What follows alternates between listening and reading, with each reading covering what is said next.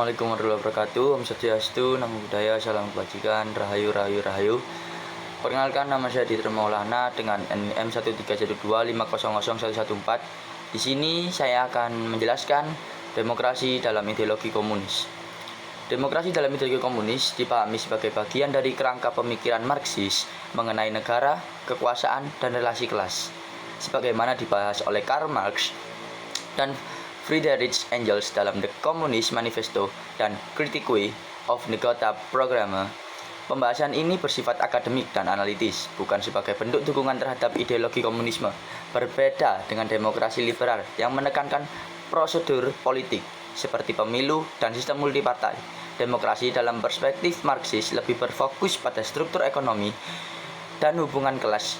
Marx memandang bahwa sistem politik selalu mencerminkan kepentingan kelas yang menguasai alat produksi, sehingga demokrasi liberal dinilai hanya menghadirkan kesetaraan secara formal, sementara ketimpangan ekonomi tetap melanggengkan kesejahteraan kekuasaan politik. Marx dan Engels mengkritik demokrasi liberal sebagai demokrasi bourgeois yang secara hukum menjamin kebebasan dan persamaan, tetapi dalam praktiknya mempertahankan dominasi kelas pemilik modal. Oleh karena itu, demokrasi dalam ideologi komunis diposisikan sebagai transformasi sosial dan ekonomi, serta sebagai alat perjuangan kelas pekerja untuk menghapus eksploitasi. Gagasan ini kemudian dikembangkan oleh Vladimir I. Lenin melalui konsep kediktatoran proletariat, sebagaimana dijelaskan dalam State and Revolution. Konsep tersebut merujuk pada kekuasaan politik kelas pekerja dalam masa transisi menuju masyarakat komunis dengan bentuk demokrasi yang bersifat terbatas secara kelas dan berbeda secara fundamental dan demokrasi liberal. Dalam praktik kenegaraan, negara-negara komunis menerapkan model demokrasi rakyat atau demokrasi dewan yang menekankan partisipasi melalui organisasi massa dan lembaga perwakilan yang terpusat. Menurut Alexandros Krisis, model ini dimaksudkan sebagai bentuk demokrasi substantif yang melalui demokrasi prosedur liberal. Namun, berbagai kajian akademik menunjukkan adanya kesenjangan antara konsep teoritis dan implementasi politiknya. Hal tersebut juga dikritisi oleh Harald Widra yang menyoroti ketegangan antara ideal demokrasi dalam teori Marxis dan realitis politik di negara-negara komunis. Sejumlah literatur dan jurnal bertema Marxis and Democracy turut membahas isu ini dari perspektif historis dan teoritis. Dengan demikian, demokrasi dalam ideologi komunis dipahami sebagai konsep yang menitik beratkan pada perubahan struktural dan penghapusan ketimpangan kelas, serta dikaji secara ilmiah tanpa menyiratkan pembenaran ideologis terhadap komunis. Sekian dari saya. Wassalamualaikum warahmatullahi wabarakatuh. Baik, selanjutnya perkenalkan, nama saya Sinta Nur Mufidah dengan NIM 13125001117. Di sini saya akan menjelaskan tentang definisi komunis. Menurut buku Menempuh Jalan Rakyat ID 1952 yang menjelaskan bahwa paham komunis sebagai ajaran politik yang bertumpu pada Marxisme-Leninisme yang memandang bahwa sejarah masyarakat digerakkan oleh pertentangan kelas dan pembebasan rakyat hanya dapat dicapai melalui penghapusan penindasan sosial ekonomi. Komunisme dipahami sebagai ideologi ilmiah yang menuntut perubahan struktur masyarakat secara revolusioner dari sistem kapitalisme, feodalisme, serta dominasi imperialisme menuju masyarakat tanpa kelas di mana alat produksi dikuasai rakyat. Buku ini menekankan bahwa komunisme bukan sekedar teori abstrak, tetapi garis perjuangan praktis untuk mewujudkan revolusi demokrasi rakyat, yaitu tahap revolusi nasional demokratik yang membebaskan rakyat dari eksploitasi, membuka jalan bagi sosialisme, dan pada akhirnya menuju masyarakat yang komunis. Selanjutnya, menurut Jurnal Mimbar, Media Intelektual Muslim dan Bimbingan Rohani Volume 7 Nomor 1 Tahun 2021. Definisi komunis adalah sebuah paham atau ideologi politik ekonomi yang berasal dari kata Latin communis, yang berarti milik bersama, dan secara teoristis disandarkan pada ajaran Karl Marx serta dikembangkan lebih lanjut oleh Lenin. Komunisme memandang bahwa sarana produksi harus dimiliki secara kolektif oleh masyarakat, sehingga tidak ada kepemilikan pribadi atas alat-alat produksi. Karena itu, komunisme dipandang lebih radikal dari sosialisme sebab ia menuntut penghapusan total hak milik perseorangan dan penyeragaman konsumsi untuk mencapai masyarakat tanpa kelas. Menurut pandangan Marxian, perubahan menuju masyarakat komunis hanya dapat tercapai melalui perjuangan kelas proletar terhadap sistem kapitalisme yang dianggap menindas. Kamus Besar Bahasa Indonesia juga menegaskan bahwa komunisme merupakan ideologi yang menghapus hak milik perseorangan dan menggantinya dengan kepemilikan bersama yang dikontrol negara. Namun para pemikir seperti Muhammad Natsir memberikan kritik bahwa komunisme dalam usahanya mencapai kemakmuran cenderung menekankan hak-hak asasi manusia. Secara esensial, komunisme adalah gerakan revolusioner yang bertujuan merombak total struktur masyarakat selama masih terdapat penindasan manusia atas manusia. Perkenalkan, nama saya Joseph M. Stanislas Lato dengan NIM 13125000116. Hari ini saya akan menjelaskan tentang sejarah komunisme mulai dari awal perkembangan komunisme di dunia hingga masuknya komunisme di Indonesia. Pertama, saya akan membahas sejarah komunisme dunia. Sumbernya berasal dari The Communist Manifesto 1848 oleh Karl Marx dan Friedrich Engels. Narasi dunia bermula dari kegelisahan terhadap dampak revolusi industri di Eropa pada abad ke-19. Dalam karya fundamental ini, Marx dan Engels memandang sejarah manusia sebagai sejarah perjuangan kelas. Mereka berargumen bahwa setiap kapitalisme secara resmi menciptakan jurang antara kaum borjuis atau mereka yang memiliki modal dan kaum proletariat atau mereka para buruh. Komunisme muncul bukan sekedar sebagai teori ekonomi, melainkan sebagai seruan revolusi. Narasi utamanya adalah penghapusan kepemilikan pribadi atas alat produksi agar tidak ada lagi eksploitasi manusia atas manusia lainnya. Visi akhirnya adalah masyarakat tanpa kelas dan tanpa negara, di mana setiap orang bekerja sesuai kemampuan dan menerima sesuai kebutuhannya. Gagasan dalam buku ini nantinya menjadi cetak biru bagi Vladimir Lenin untuk mendirikan atau mewujudkan negara komunis pertama pada tahun 1917, yaitu Revolusi Rusia. Kemudian bagaimana sejarah komunisme bisa masuk ke Indonesia? Sejarah berdasarkan sumber buku The Rise of Indonesian Communism, karya Ruth de McVeigh, narasi sejarah tentang benih merah di Hindia Belanda. Semuanya bermula pada tahun 1913 ketika seorang aktivis sosialis Belanda bernama Henk Sneevliet tiba di Belanda. Setahun kemudian di Semarang ia mendirikan Indische Social Democrat Vereniging atau kita kenal sebagai ISDV. Awalnya organisasi ini hanyalah wadah diskusi bagi kaum sosialis Eropa. Namun Sneevliet menyadari bahwa tanpa dukungan rakyat pribumi, gerakan ini tidak akan memiliki taji.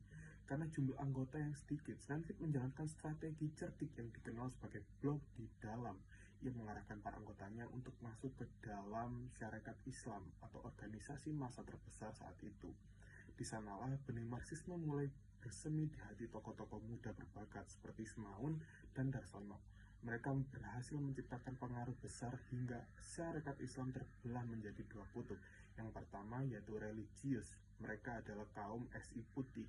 Kemudian yang kedua adalah SI merah, mereka adalah kaum syarikat Islam merah yang berhaluan komunis. Puncak dari pergerakan ini terjadi pada 23 Mei 1920 ketika ISDV resmi bertransformasi menjadi Persyarikatan Komunis di Hindia atau PKH, organisasi yang kelak dikenal sebagai PKI. Ini adalah tonggak sejarah di mana komunisme secara formal berdiri sebagai kekuatan politik mandiri di Indonesia. Berikut adalah sejarah tentang komunisme di dunia dan masuknya di Indonesia. Terima kasih. Assalamualaikum warahmatullahi wabarakatuh. Sebelumnya, perkenalkan nama saya Nur Jaditya Rispentoro dengan NIM 13125000118. Sebelumnya di sini saya akan menjelaskan tentang ciri-ciri utama negara komunis. Di sini ada 6 ciri utama negara komunis.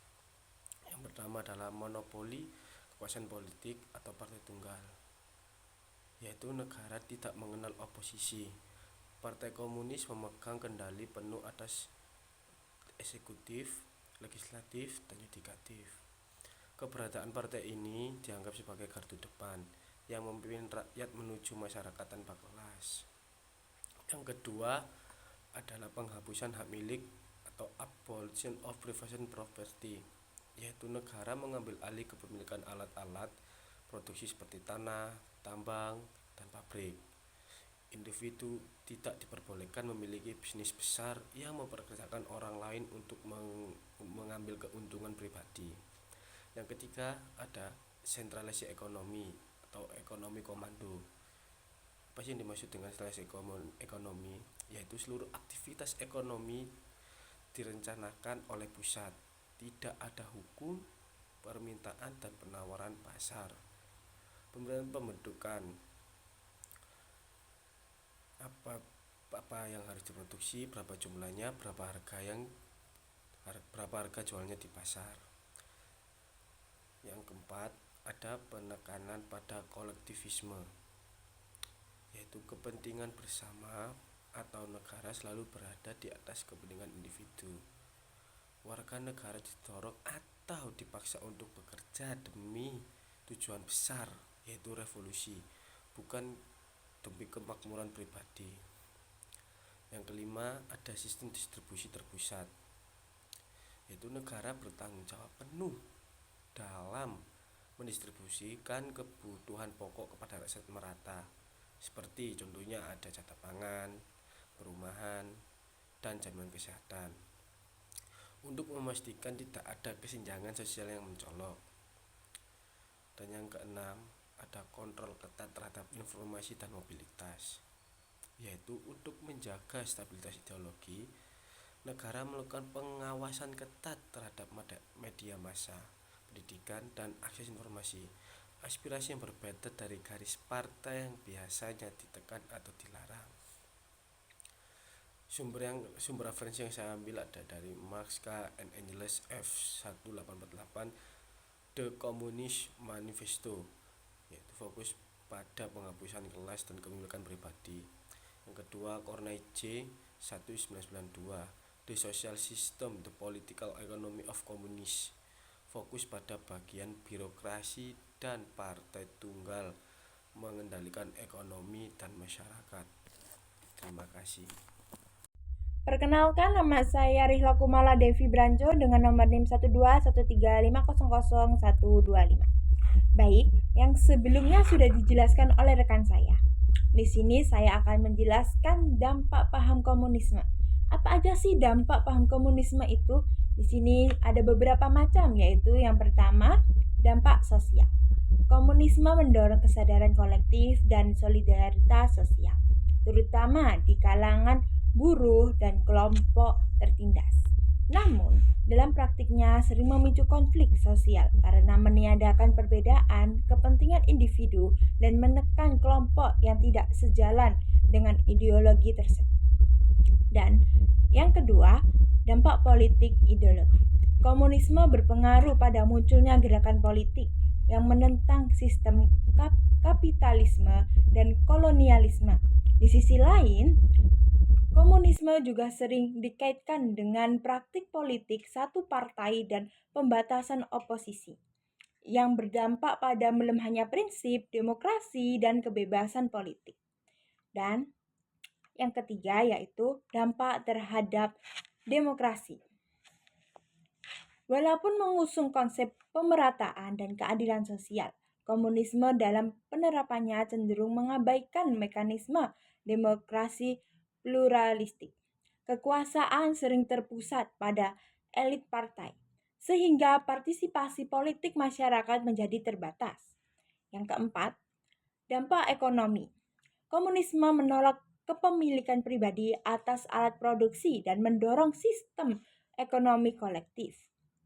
Dampaknya, negara memiliki kontrol besar terhadap ekonomi yang dalam beberapa kasus menurunkan efisiensi, inovasi, dan produktivitas masyarakat.